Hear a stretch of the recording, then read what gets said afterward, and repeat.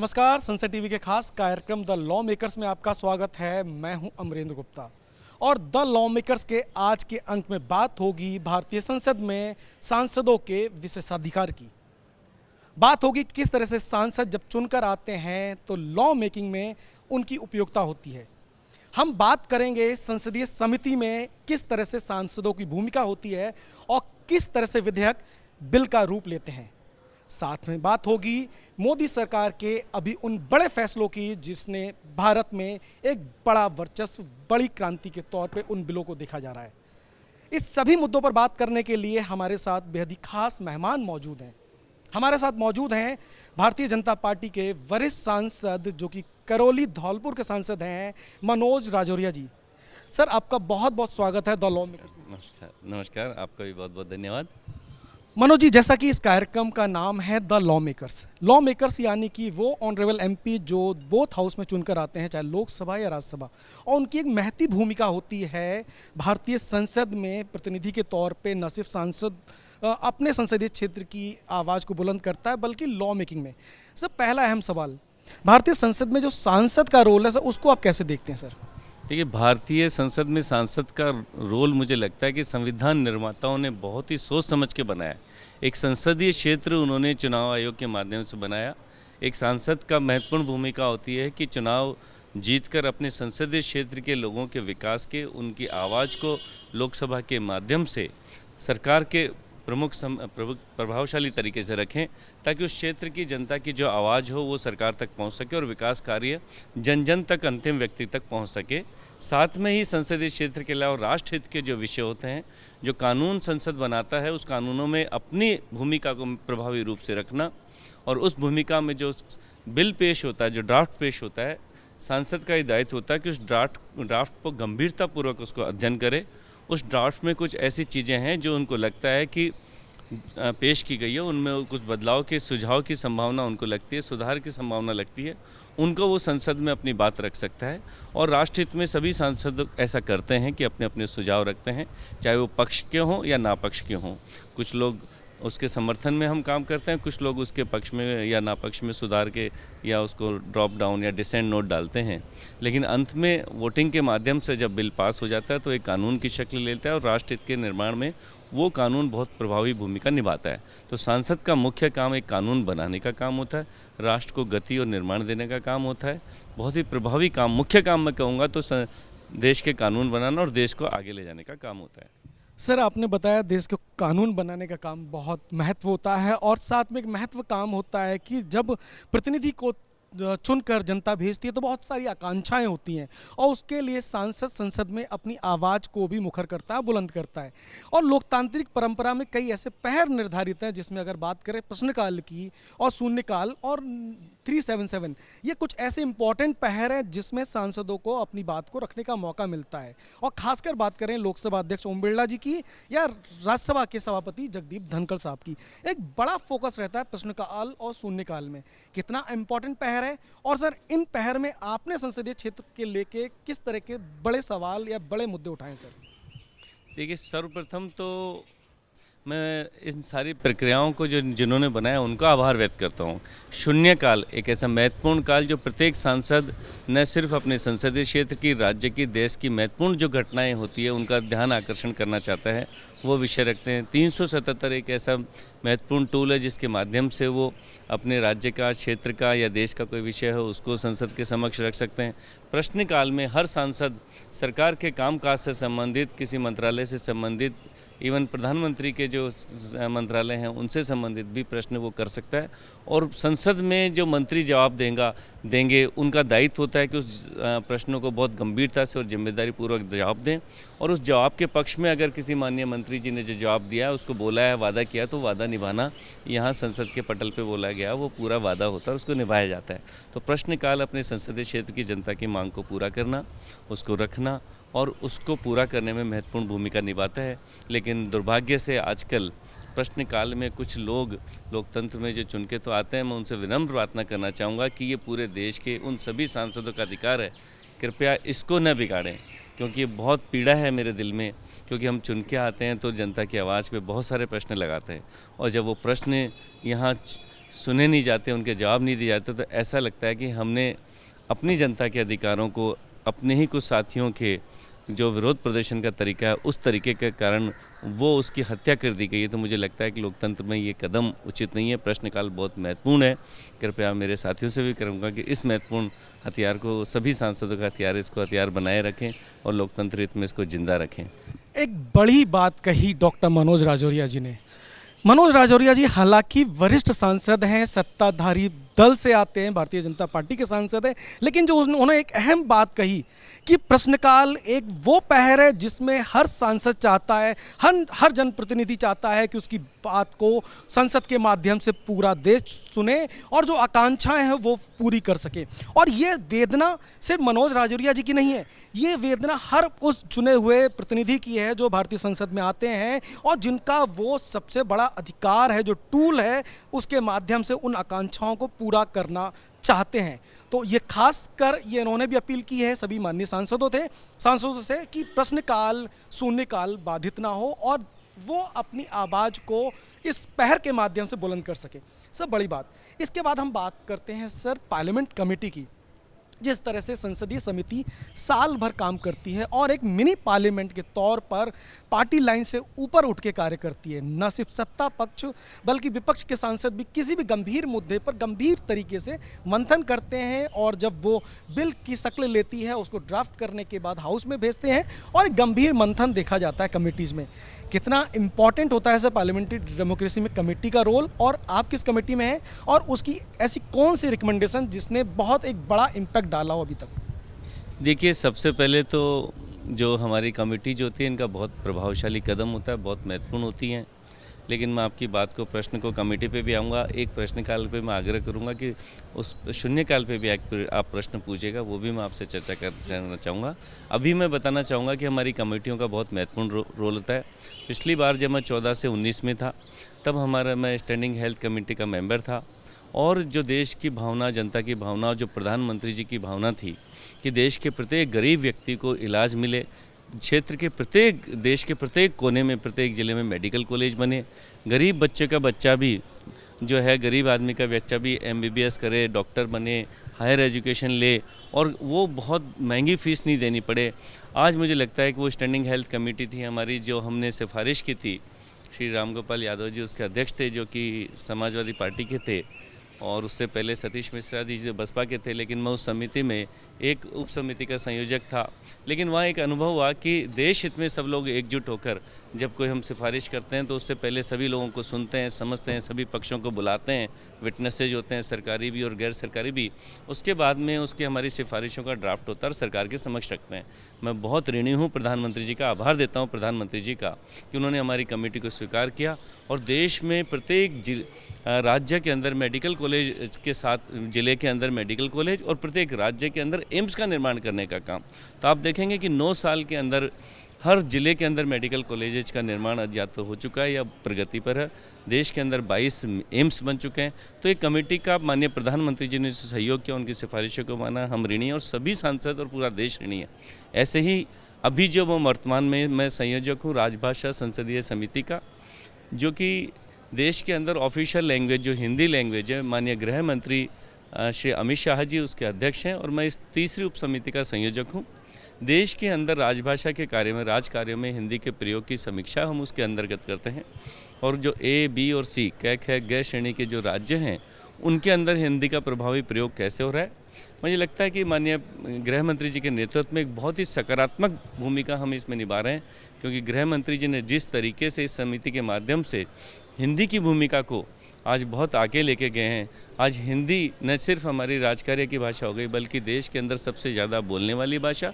और आज तो भविष्य बनाने के लिए बच्चों के अंदर, जब हम साउथ में जाते हैं, जब नॉन हिंदी स्पीकिंग राज्यों में जाते हैं, आज वहाँ पे नई जनरेशन में हिंदी सीखने का और उपयोग लेने का बहुत क्रेज बढ़ा है।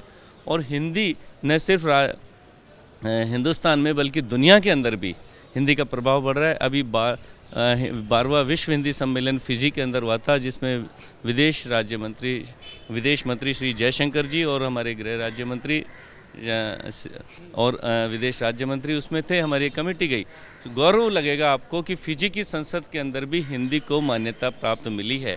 तो कमेटी का ये प्रभाव होता है। तो आप सोचें कि देश की संस्कृति को, देश की उन्नति को बढ़ाने में इन संसदीय समितियों का बहुत महत्वपूर्ण योगदान होता है। डॉक्टर मनोज राजौरिया, आपने कई सारे गंभीर मुद्दों को सदन में आवाज़ दी है। हमेशा आप तथ्यपरक बातों के लिए जाने जाते हैं, अपने संसदीय क्षेत्र की समस्याओं को आवाज़ देते रहते हैं। अगर मैं जानना चाहूँ कि वो कौन से ऐसे मुद्दे जिसको आपने इन पहरों में आवाज़ दी और किस तरह से उसका इम्पैक्ट भी दिखा? देखिए, मुद्दे थे मेरे क्षेत्र को आकांक्षी जिले बनाने का मुद्दा हो, चाहे मेरे क्षेत्र में दोनों जिलों के अंदर करौली और धौलपुर के अंदर मेडिकल कॉलेज खोलने का मुद्दा हो, या चंबल पर पुल बनाने का मुद्दा हो, या बड़े बड़े नेशनल हाईवेज़ बनाने का मुद्दा हो। अभी जो आगरा, धौलपुर और ग्वालियर के मध्य एक बड़ा एक्सप्रेस वे बनाने का मुद्दा हो, या दिल्ली मुंबई एक्सप्रेस वे जो प्रधानमंत्री जी ने पिछले दिनों में फरवरी में दिया, इसका मुद्दा हो। ये सब मुद्दे वो थे जो संसद में मैंने एक सांसद होने के नाते उठाए थे। लेकिन सौभाग्यशाली हूँ कि आज हमारे देश के प्रधानमंत्री के नेतृत्व में जो मुद्दे हम उठाते हैं वो अंतिम परिणाम तक जनता के हित में पहुंचते हैं, और मेरे सभी उठाए गए मुद्दे थे आज वो अंतिम परिणाम में जनता की सेवा में पहुंच चुके हैं। तो बहुत बड़ा प्रभावी मंच और मुद्दों को ये हम लेके गए हैं। इसमें कई सारी चीज़ें जो कई परिवर्तन, अगर लोकतांत्रिक व्यवस्था में देखें, संसदीय परंपरा में लोकसभा अध्यक्ष ओम बिरला जी ने कई सारी व्यवस्थाएं निर्धारित की एक नए तरह से, चाहे प्राइड देखें और भी बहुत सारी व्यवस्था, उनको कैसे देखते हैं सर? देखिए, माननीय श्री ओम बिरला जी, जब मैं राजनीतिक व्यक्ति के बारे में बात करता हूं तो एक विनम्र, एक सबको साथ लेके चलने वाले, एक नए इनोवेशन करने वाले, नई परंपराओं को बनाने वाले एक नेता के रूप में राजस्थान में जाने जाते हैं। यहाँ पे मैं देखता हूँ तो किसी ने नहीं सोचा होगा, आज सब सांसद इस चीज़ का लाभ लेते हैं कि जब कोई सांसद सदन में बोलता है तो चाहे वो डिबेट पे कोई बात बोल रहे हों, चाहे शून्यकाल में बोल रहे हों, या कोई अपना विषय रख रहे हों, पेपर लेआउट कर रहे हो, कोई भी हो। तो पिछली बार जब हम थे 14 से 19 के बीच में, तो हमको यहाँ एक सेल में बार बार चक्कर काटने पड़ते थे, एप्लीकेशन देनी पड़ती थी।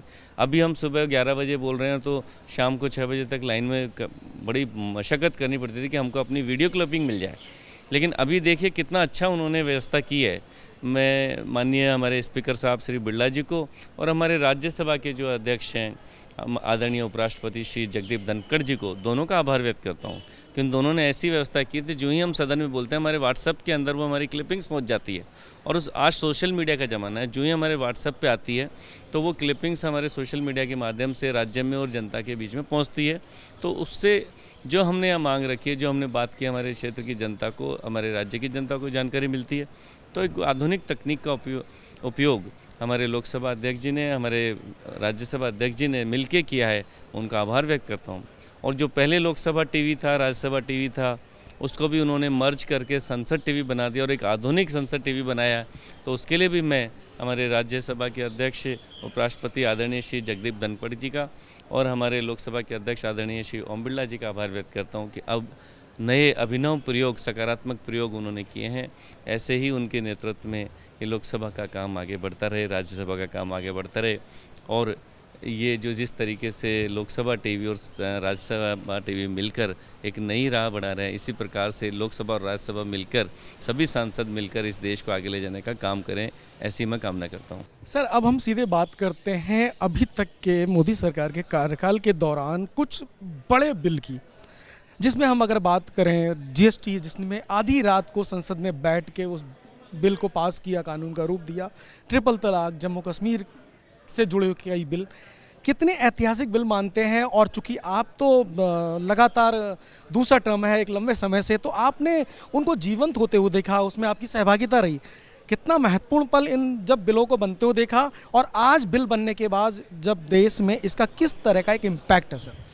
देखिए, मैं सोचता हूँ कि जम्मू कश्मीर से धारा 370 हटाने का जो प्रधानमंत्री जी का फैसला था, जो संसद में कानून के माध्यम से बिल लाकर इस फैसले को लागू किया गया।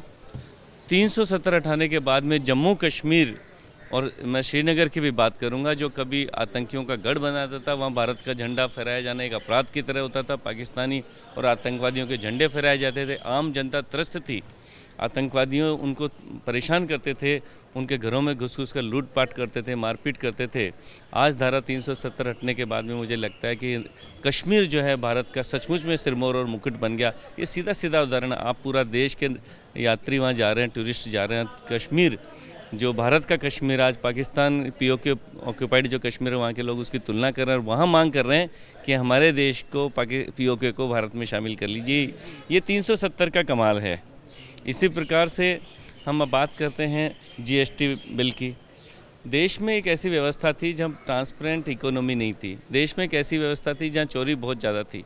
मोदी जी का दृढ़ संकल्प था, मोदी जी का विश्वास था अपने सिस्टम पे, अपनी नीयत पे और अपने देश की जनता पे भी, क्योंकि देश की अधिकांश जनता अच्छी है। देश की अधिकांश जनता ईमानदारी से टैक्स देकर अपना जीवन को और अपने भारत के अच्छा जीना चाहती है, भारत के विकास में अपना योगदान देना चाहती है। प्रधानमंत्री जी एक दूरदृष्टा हैं जो इस देश को आगे ले जाने का काम कर रहे हैं, जनता के साथ में सहयोग लेके काम कर रहे हैं। जो उनका कार्य है कि सबका साथ, सबका विकास और सबका विश्वास, तो उसको लेके उन्होंने जीएसटी बिल बनाया और उसका परिणाम था कि लोगों ने कुछ विरोध भी किया। आधी रात को प्रधानमंत्री जी ने उसको यहाँ पे किया और उसका जश्न मनाया, तो लोगों ने उसका मजाक उड़ाया, विरोध किया। लेकिन इस वक्त जो अभी पिछले महीने जो जीएसटी कलेक्शन हुआ, 1,60,000 करोड़ ऐतिहासिक जीएसटी कलेक्शन आज यहाँ हमारा हुआ, तो उस जीएसटी बिल के माध्यम से ही हुआ है। ऐसे अनेकों बिल मैं आपको कह सकता हूँ। हर बिल प्रधानमंत्री जी का ऐसा है, फर्जी कंपनियों को बंद करने के लिए बहुत सारे बिल लेके आए, देश के विकास के लिए हो। मुझे लगता है हर बिल का एक महत्व यहाँ पर होता है जो देश की जनता के हितों की रक्षा करता है और देश को उन्नति आगे ले जाने में महत्वपूर्ण भूमिका निभाता है। वास्तव में जो विधेयक कानून का रूप लेते हैं, जो बिल की शक्ल में होते हैं, और खासकर मोदी सरकार में तो ऐसे कई ऐतिहासिक बिल हैं जिसकी परिकल्पना शायद भारत ने नहीं की थी, लेकिन उसके बनने के बाद एक अलग ही परिकल्पना और उसका एक अलग इम्पैक्ट देखा जा सकता है। डॉक्टर मनोज राजौरिया जी, आप कैला करौली से आते हैं, करौली और धौलपुर के सांसद हैं, वहाँ से चुने हुए प्रतिनिधि हैं, लंबे समय से वहाँ से प्रतिनिधित्व कर रहे हैं। सबसे पहले तो मैं अगर समझना चाहूँ कि आपके संसदीय क्षेत्र की जो परिकल्पना, जो आधारभूत संरचना है, वो किस तरह की है, कितना इम्पोर्टेंट क्षेत्र है, और सर आपके यहाँ एक कैला करौली का मंदिर है जो अपने आप में बहुत ऐतिहासिकता है, तो उसको लेके या उसके आसपास की चीज़ों को लेके किस तरह का विजन है जो आप कर चुके हैं और जो आपको करना है इन फ्यूचर? देखिए, मैं बहुत सौभाग्यशाली हूँ कि माननीय प्रधानमंत्री नरेंद्र मोदी जी के नेतृत्व में मुझे मेरे संसदीय क्षेत्र करौली धौलपुर का प्रतिनिधित्व करने का अवसर मिला। और आज बड़ा बदलाव मैं आपको बताता हूँ कि करौली के अंदर मेडिकल कॉलेज का निर्माण का कार्य चल रहा है। धौलपुर के अंदर मेडिकल कॉलेज बन चुका है, जिसमें प्रथम वर्ष एमबीबीएस का कोर्स भी इस साल से शुरू हो चुका है। बहुत बड़ा प्रधानमंत्री जी का एक उपहार और विकास हमारे करौली धौलपुर के लिए उन्होंने दिया। इसी प्रकार से धौलपुर के अंदर केंद्रीय विद्यालय उन्होंने दिया। आज प्रधानमंत्री जी के उस केंद्रीय विद्यालय में सैकड़ों विद्यार्थी उसमें पढ़ रहे हैं। ऐसे ही करौली जिले के हिंडौन में उन्होंने केंद्रीय विद्यालय दिया।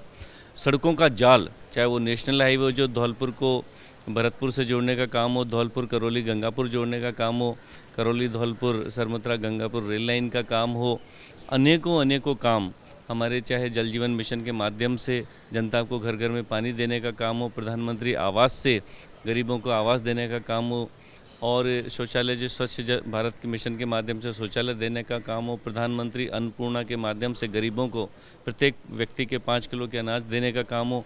मुझे लगता है कि भौतिक विकास जो था, आज मेरा करौली और धौलपुर शिक्षा के क्षेत्र में, हम जो कि हमारा आकांक्षी ज़िले हैं दोनों, आज शिक्षा और जो चिकित्सा के क्षेत्र में और इंफ्रास्ट्रक्चर और एम्प्लॉयमेंट के क्षेत्र में बहुत तेज़ गति से आगे बढ़ा है।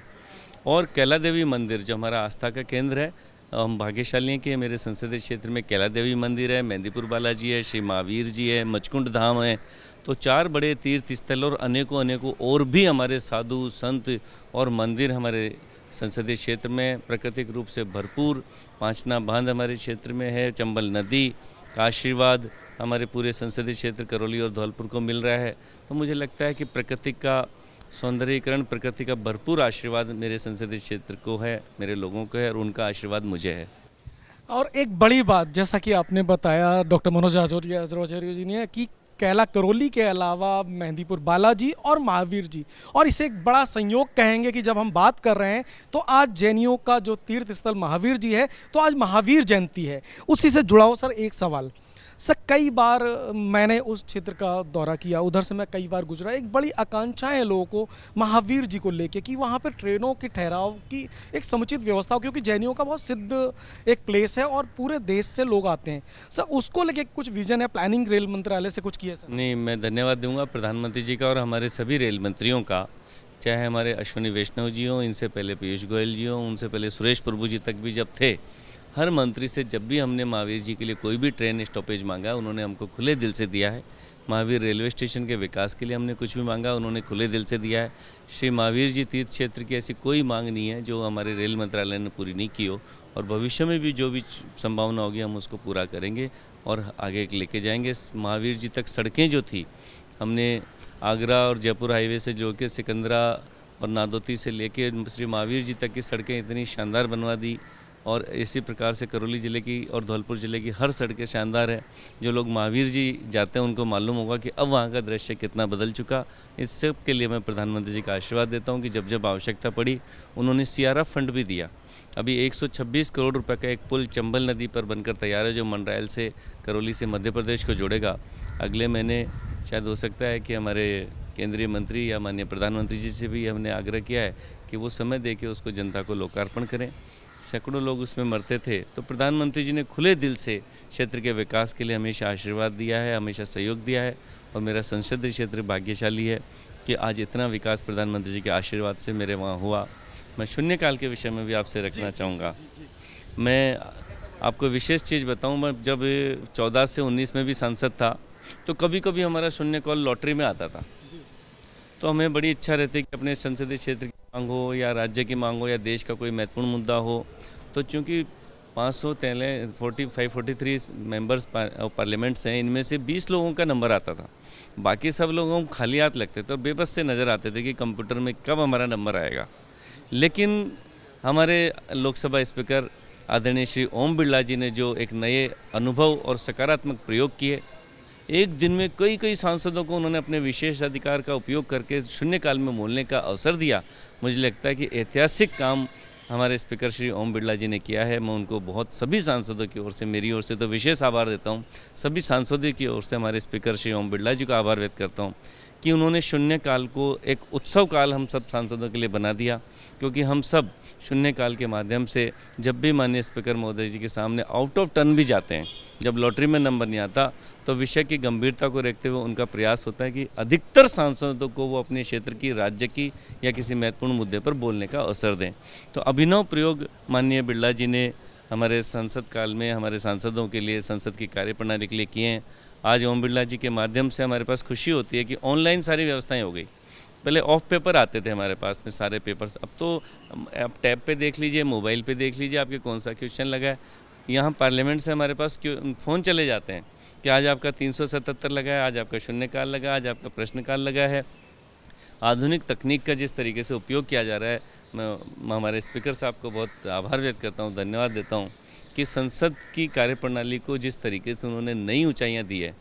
और सबसे बड़ा आधार माननीय प्रधानमंत्री जी को देता हूं कि जो हमारे इस पुराने भवन के सामने जो नया संसद का भवन तैयार करके माननीय प्रधानमंत्री जी ने ये भारत के आगे बढ़ते हुए सपनों का जो संसद भवन नया बनाया है, और जल्दी ही मुझे लगता है कि अगली संसद की कार्रवाई उनमें होगी, तो ये एक उन्नत भारत का, अग्रणी भारत का, विश्व गुरु बनते हुए भारत का माननीय प्रधानमंत्री जी के नेतृत्व में जो ये लोकसभा की जो न सिर्फ भवन का विस्तार हो रहा है, बल्कि मैं सोचता हूँ कि इस देश की आकांक्षाओं का विस्तार हो रहा है, इस देश की उड़ान का विस्तार हो रहा है, और प्रधानमंत्री जी के सपनों का, विश्व गुरु भारत जो बनाने का वो सपना देखते हैं, उनका विस्तार हो रहा है। हम सब सांसद, मैं विशेष तौर से उल्लासित हूँ, उत्साहित हूँ, धन्यवाद हूँ, आभारी हूँ माननीय प्रधानमंत्री जी का, और उनके साथ में कदम से कदम मिलाकर संसद के कार्य को आगे बढ़ाने के लिए माननीय ओम बिरला जी हमारे लोकप्रिय नेता भी हैं राजस्थान से, और हमारे इस लोकप्रिय स्पीकर भी हैं, उनका भी।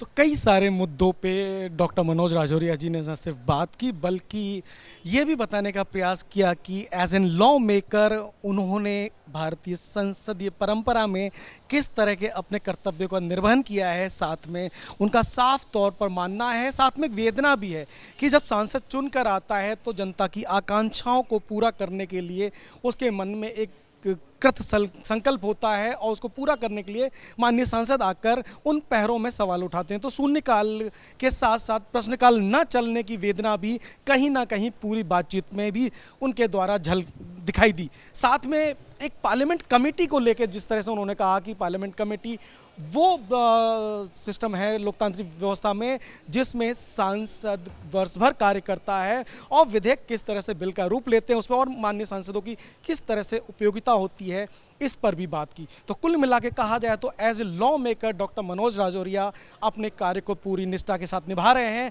और उनका कहना है कि उनके जो विजन है वो आने वाले समय में जरूर पूरे होंगे। कैमरामैन रतुल बरुआ के साथ अमरेंद्र गुप्ता, संसद टीवी, दिल्ली।